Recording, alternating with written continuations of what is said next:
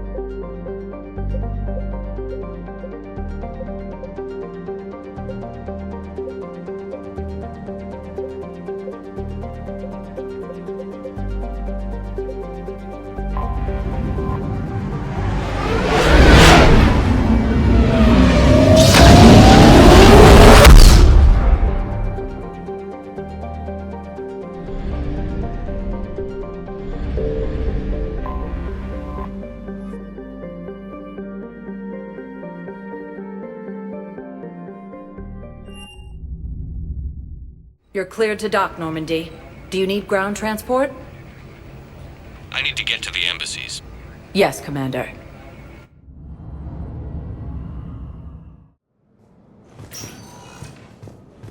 World of Thessia has been attacked by alien forces. My wife was just sent back to active duty, and I'm about to get shipped out too. I was told you might be able to help me.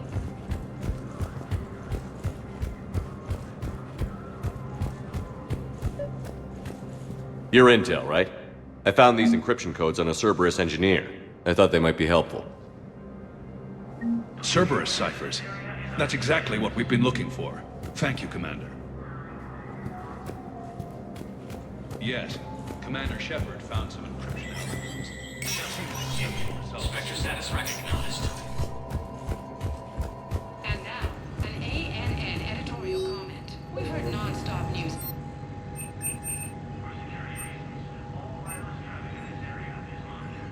Arachni consume Solarian colonies. Quarians last through the unthinkable slaughter of the morning. Let's not forget that there's a heavy dark in the corners of human history. But we're a galaxy of survivors.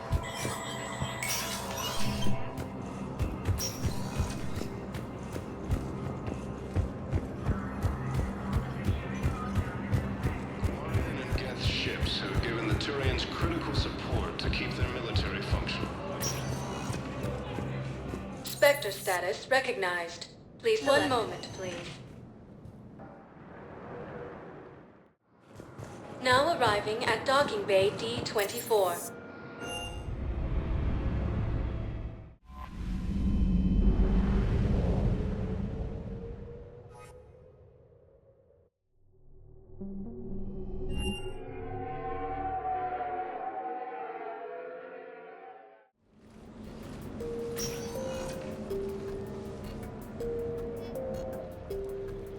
Commander, I've got Admiral Anderson on the QEC. Patching him through to you now.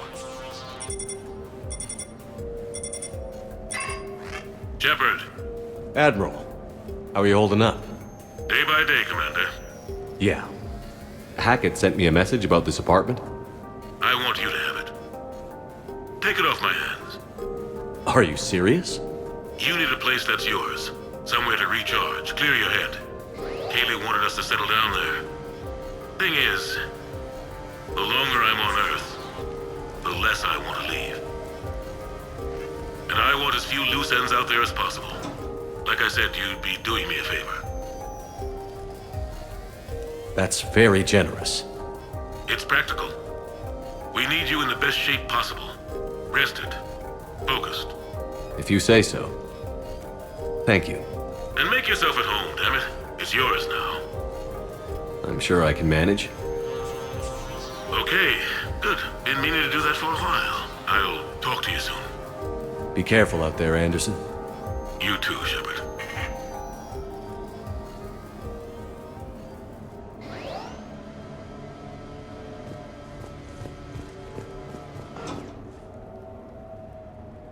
You never asked me about this, but my wife just called.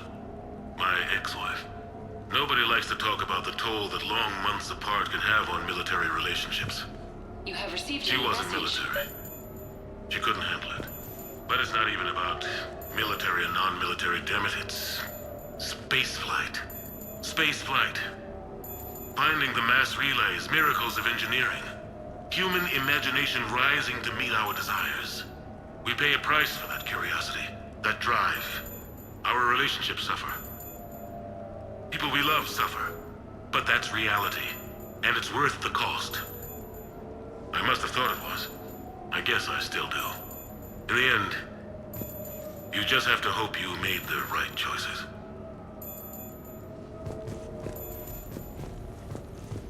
The Normandy? A brand new ship. My ship. You don't forget that moment. The first time you're standing there. The whole crew looking to you for direction. Unforgettable. I'd led men and women before that. Seen a lot of combat already. Always managed to find my way home in one piece. Do that a few times, you begin to think you know better than the next guy. Maybe you do, I don't know. But if you're lucky, really lucky, you find yourself on a good ship, in front of a good crew. A crew you can trust with your life. Gifted. Disciplined. Brave. All of them. Eager to set sail into the endless black ocean. I still remember my XO asking what my orders were. Shepard, I said. Let's see what we can find.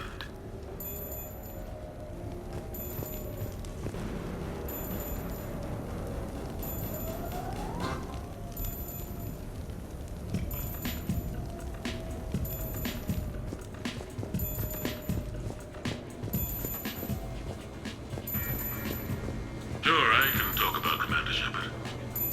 Big topic. There's been a lot written about the Commander, but most of it isn't true. People are quick to judge. They don't know the whole story. I don't even know the whole story. But I know the man. Worked with him. Fought with him. Trust him with my life. Shepard's had some rough patches. Who of us hasn't? He's been forced to fight a lot of battles alone. God only knows how he got out of some of that. Makes your head spin. Thing is, you never heard a complaint. Never once got, no sir, I can't do that. He never hesitated. Few people know what Shepard's been through. I'd like to think I come pretty close. And I worry sometimes he forgets. There's a whole bunch of people who lose sleep over him getting back home. Maybe it doesn't need to be said. Maybe we're too dumb to say it. Soldiers like the Commander are rare. Men like Shepard, even more rare.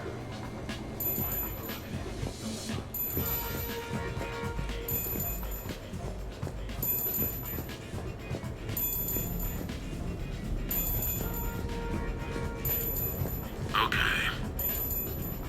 I have your new questions here. As a leader, do I ever feel that the ends justify the means? Spirit of law over word of law.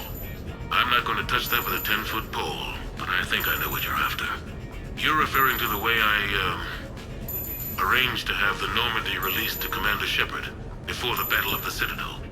I'm not sure how valuable hindsight is to the military. Obviously, it worked out for the best. Without the Normandy and Commander Shepard free to do what they needed to do, what we needed them to do, Saren might have taken the Citadel. I think it's clear what a different galaxy this would be if that had happened. I did what I had to.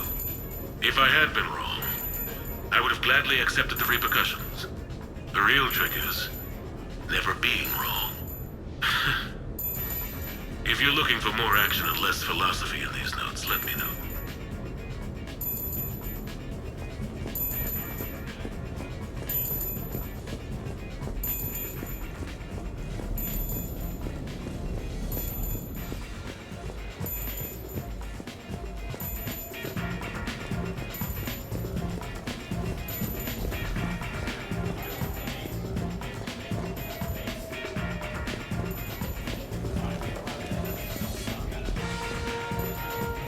Embarrassing moments? I've got more of those than anyone will ever know. Only way to learn something. But if I had to pick one to share, I had just gotten promoted to N7. Full of myself. King of the castle. Found myself buying drinks for undesirables in some rundown bar in the wards. They toasted my recent promotion. Hell, they would have toasted Batarian slavers if it had got them more drinks. About the time my money ran out, my new friends turned on me. I was outnumbered. Things didn't look good. My plan to get out of there involved lots of punching. Well, that worked for a while. Then a table hit me. Or I fell down. When I came to, I saw a Solarian putting the rest of the troublemakers down. A Solarian? Moved like a damn cat, I swear. When everybody was out cold. Or running. He walked over and helped me up. N7, he asked. Yes, sir, I replied. He looked over my collection of unconscious friends, nodding. Not bad, human, he said. Then he walked away. I had met my first Spectre. Learned an important lesson that day.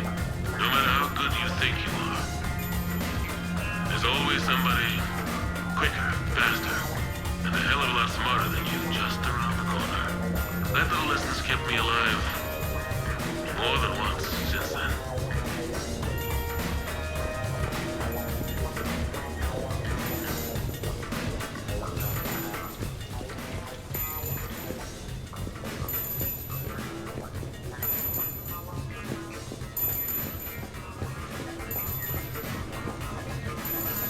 Sure, I can talk about Commander Shepard. Big topic. There's been a lot written about the Commander, but most of it isn't true. People are quick to judge. They don't know the whole story. I don't even know the whole story. But I know the man. Worked with him. Fought with him. Trust him with my life. Shepard's had some rough patches. Who of us hasn't? He's been forced to fight a lot of battles alone. God only knows how he got out of some of that.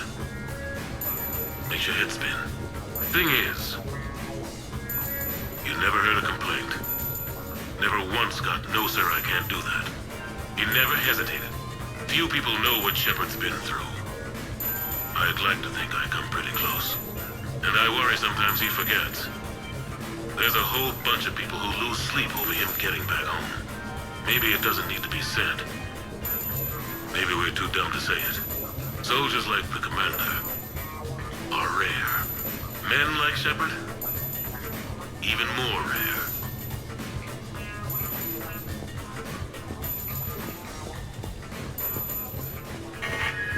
A few months ago, I had a chance to sit down with one of Earth's most decorated soldiers, Admiral David Anderson.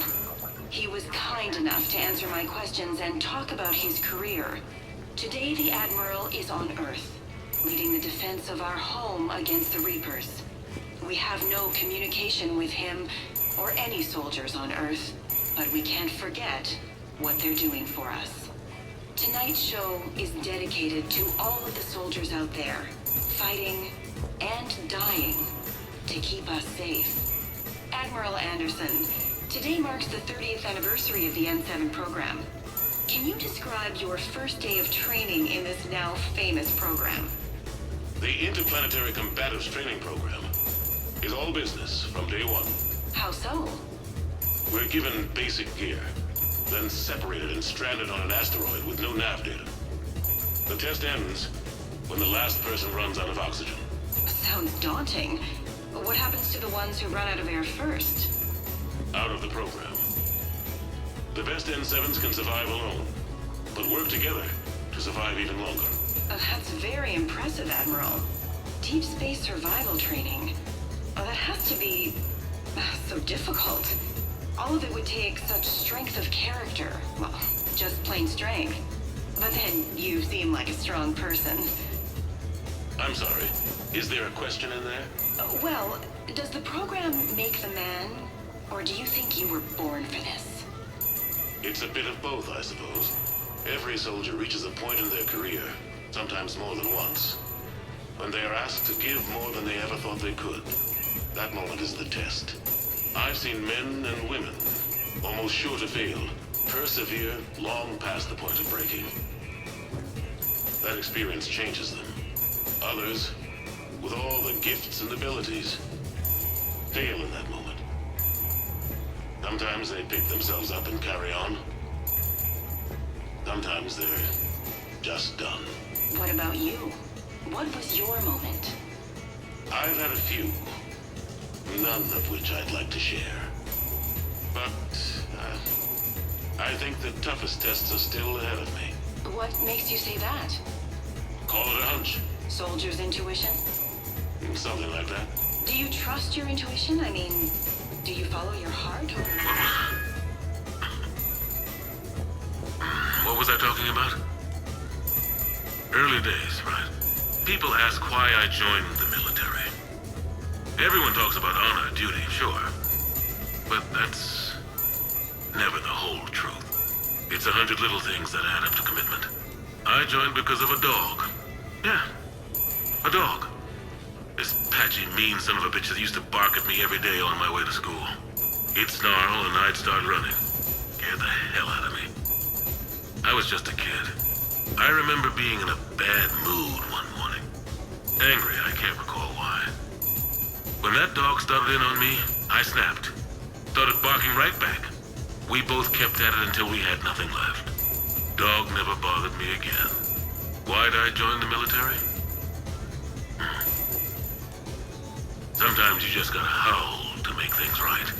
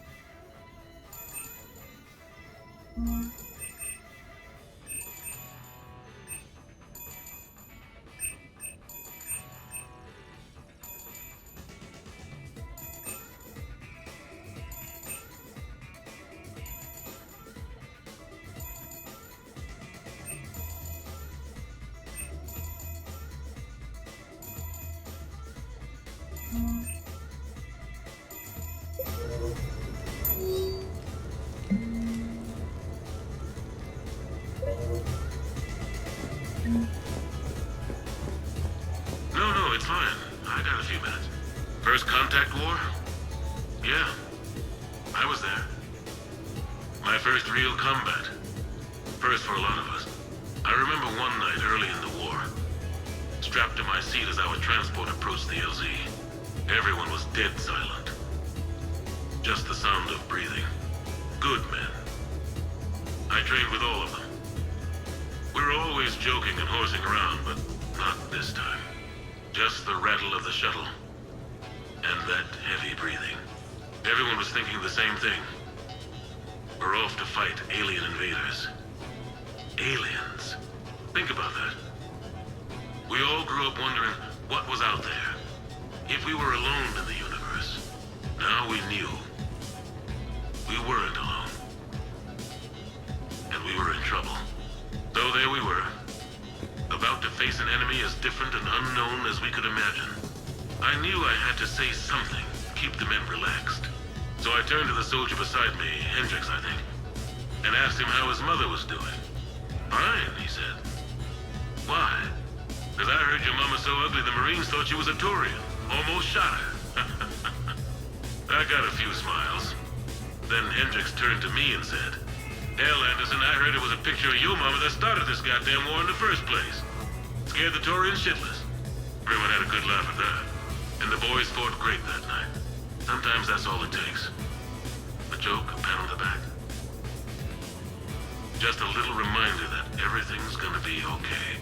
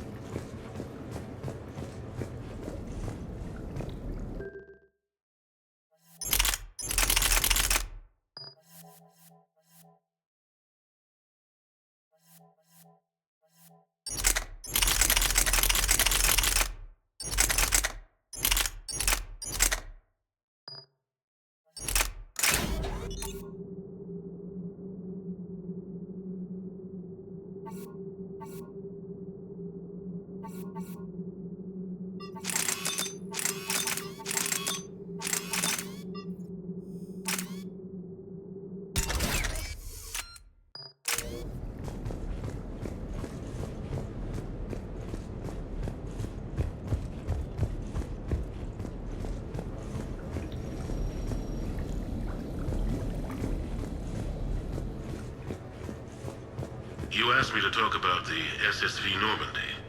The Normandy SR-1. As commander of the Tokyo, I was consulted on the Normandy's design, and on board for her initial training exercises. The average person probably doesn't know that the Normandy was a joint project with the Taurians. Acting CO, Eli Xander, was no diplomat. She ran out of patience with Taurian posturing and politicking during construction. The chief architect of the Drive Corps, Octavio Tatum, and his team of Taurian engineers were in the CIC for final training exercises.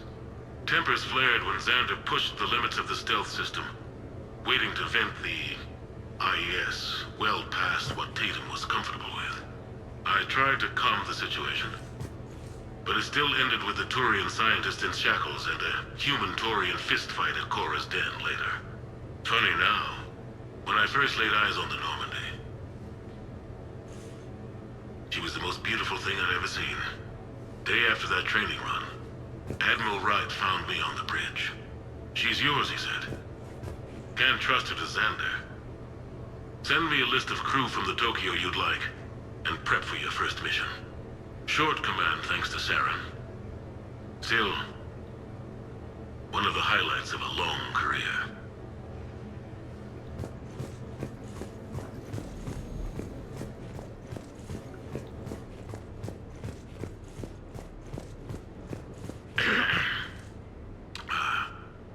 Okay, so, Tombstone data.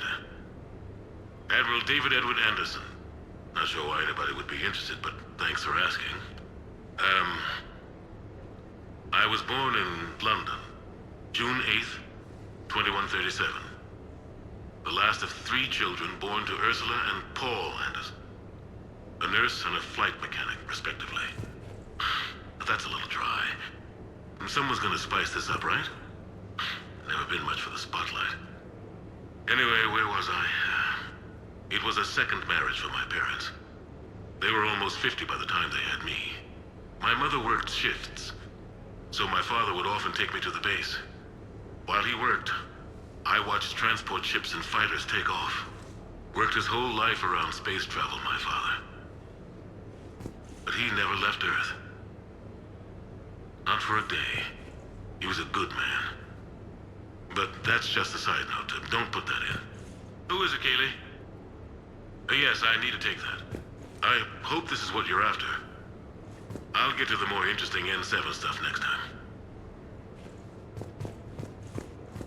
The Turians? Well, I might not always see eye to eye with the politics and the individual, but I have a great respect for the Turian military. Any Alliance soldier lucky enough to take part in their training programs will certainly be better for it. Their precision, skill, and discipline come together in a way that's second to none. Not that I'm faulting our own people or training. It's just that after fighting Taurians in the First Contact War, years later, I had the opportunity to observe and train on Palaven. It was a turning point for me. And I would encourage any soldier to try it. It's a unique experience to put yourself in the squad of a Taurian commander. My commander was an uncompromising bastard named Bartix Oryx. If you can find him, just ask how the platoon I commanded was trounced in his strategy game. Humbly. But I've used what I learned that day many times. The xenophobes will have their say. But I think it's vital that we do more of this kind of cross-species training. There you go. And if you do find General Oryx, let me know. I owe him money.